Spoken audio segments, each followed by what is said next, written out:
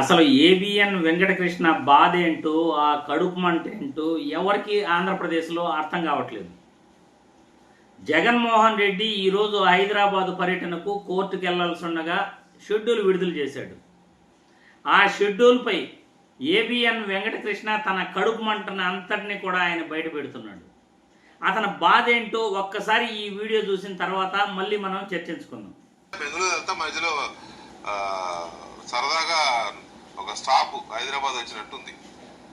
21వ తేదీలోగా ఖచ్చితంగా కోర్టుకు రావాల్సిందే, వచ్చి విచారణ హాజరయ్యి వెళ్ళాలి అని చెప్పి Hyderabad CBI court, Telangana CBI court ఆదేశించింది. ఆ మేరకు జగన్మోహన్ రెడ్డి గారు రేపు వస్తున్నారు, హైదరాబాద్ వస్తున్నారు. అయితే ఇక్కడ విషయం ఏంటంటే వివిఐపీలకి టైం ప్రకారం వాళ్ళ షెడ్యూల్ ఉంటుంది, ఏ టైంకి ఎక్కడికి ఏంటి అనేది ఉంటుంది. కానీ ఈయన ఇక్కడ వివిఐపి కాదు, నిందితుడు లేదా నేరస్తుడు. చాలా కేసుల్లో, ఆర్థిక అక్రమాస్తుల కేసుల్లో, ఆర్థిక నేరాల్లో నిందితుడు ఆయన కోర్టుకి మాజీ ముఖ్యమంత్రి హోదాలోనో, ఎమ్మెల్యే హోదాలోనో, ప్రతిపక్ష నాయకుడు కాదనుకోండి, అది వేరే విషయం. ఆ హోదాలో రావట్లేదు, ఆయన కేసులో నిందితుడుగా వస్తున్నాడు. నిందితుడుగా వస్తూ షెడ్యూల్ రిలీజ్ చేశాడు. ఈ షెడ్యూల్ యొక్క ఇదేంటంటే, జగన్మోహన్ రెడ్డి గారు ex chief minister government of Andhra Pradesh Hyderabad and Bengaluru on 20/11/25. Okay, ex chief minister పెట్టుకున్నాడు, బాగానే ఉంది. కానీ ఎక్స్ చీఫ్ మినిస్టర్ హోదాలో కోర్టుకు వెళ్తున్నట్టు పెట్టుకోవడం, ఏదో 9కి బయలుదేరుతారంట, 9:40కి గన్నవరం ఎయిర్పోర్ట్కి వెళ్తారంట, 10కి గన్నవరం ఎయిర్పోర్ట్ నుంచి బయలుదేరుతారంట, 10:45కి బేగంపేటలో దిగుతారంట, 11కి బేగంపేట నుంచి నేరుగా కోర్టుకు వెళ్తారంట, 11:30కి కోర్టుకు రీచ్ అవుతారంట, 12:30కి కోర్టు నుంచి బయలుదేరి లోటస్ పాండ్లో వారి ఇంటికి వెళ్తారంట, 12:50కి వరకు అక్కడ ఉంటారంట, అక్కడికి వెళ్తారంట 12:50కి, 1:30కి మళ్ళీ ఇంటి దగ్గర బయలుదేరుతారంట, 1:55కి చలో బెంగళూరు.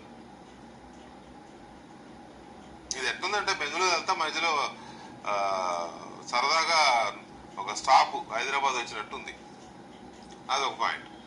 కోర్టుకి ఈయన ఎలా డిసైడ్ అవుతాడు టైము?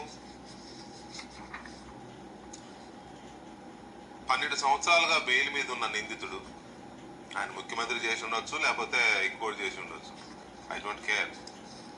చూసారుగా ఈ వెంకటకృష్ణ బాధ ఏంటో, ఆ కడుపు మంట ఏంటో ఎవరికి అర్థం కావట్లేదు. జగన్మోహన్ రెడ్డి షెడ్యూల్ రిలీజ్ చేశారు, అందులో ఈయనకు వచ్చిన మంట ఏంటో ఎవరికి అర్థం కావట్లేదు. జగన్ అభిమానులకి, నాకు కూడా ఏమీ అర్థం కావట్లే.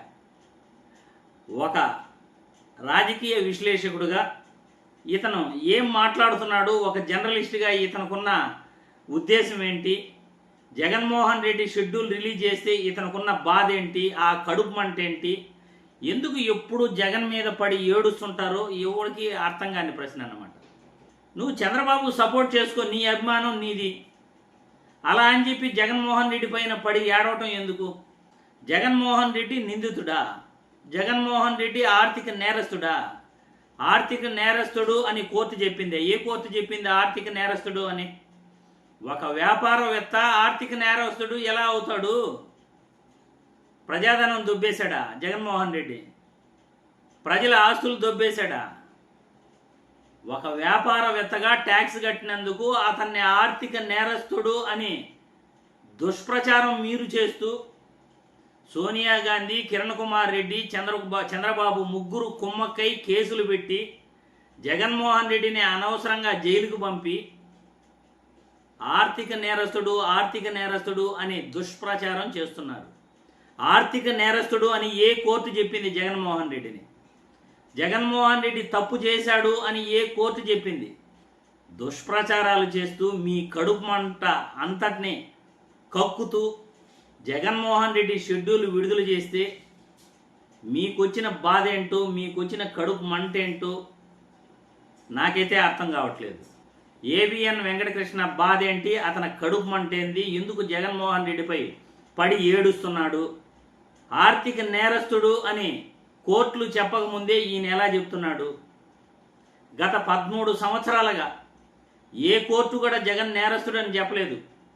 జగన్ కంపెనీల్లో పెట్టుబడులు పెట్టిన వాళ్ళు మేము వ్యాపారస్తులం పెట్టుబడులు పెట్టాము అంటున్నారు. సిబిఐ తల గోక్కుంటా ఉంది. దొంగ కేసులు పెట్టించింది కూడా ఏపీఎన్ రాధాకృష్ణే అని నిన్న వీడియోలో జర్నలిస్ట్ సాయి చెప్పడం మీరందరూ కూడా విన్నారు. మరి జగన్మోహన్ రెడ్డి ఆర్థిక నేరస్తుడు అని ఏ కోర్టులు చెప్పాయని మీరు ఆర్థిక నేరస్తుడు అంటారు?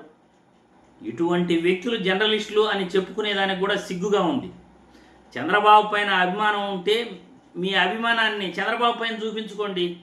జగన్మోహన్ రెడ్డిపై పడి ఏడవటం ఎందుకు అని నేను ఈ వీడియో ద్వారా ఏబిఎన్ వెంకటకృష్ణనే ప్రశ్నిస్తున్నా. ప్రజా సమస్యల పట్ల మీ చిత్తశుద్ధి ఇదే విధంగా చూపాలి. రాష్ట్రంలో ప్రభుత్వ మెడికల్ కాలేజీల గురించి మీ చిత్తశుద్ధి ఇలాగే చూపాలి. వాలంటరీ వ్యవస్థ రాష్ట్రంలో ఉండేది గత ప్రభుత్వంలో. 2,60,000 మంది వాలంటీర్లు ఉంటే 10,000 జీతం ఇస్తానని పీకేసినప్పుడు ప్రభుత్వాన్ని ఎందుకు ప్రశ్నించడం లేదు మీరు?